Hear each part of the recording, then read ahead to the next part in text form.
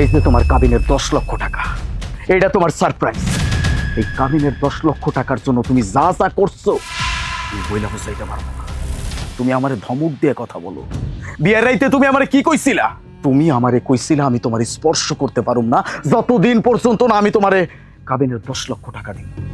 তুমি দিনের পর দিন আমার মায়ের উপর অত্যাচার করছো, আমার বাপের উপর অত্যাচার করছো শুধুমাত্র এই কাবিনের 10 লক্ষ টাকার জন্য।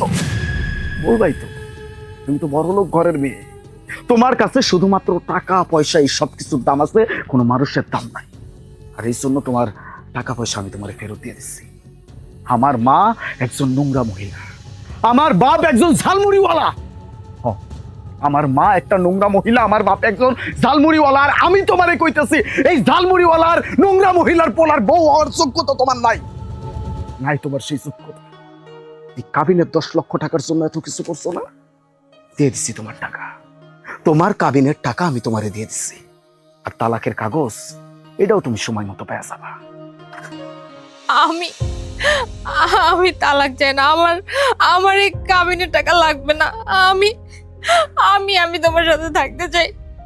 আমি না বুঝতে পারছি যে আমি আসলে কত অন্যায় করছি তোমাদের সকলের সাথে।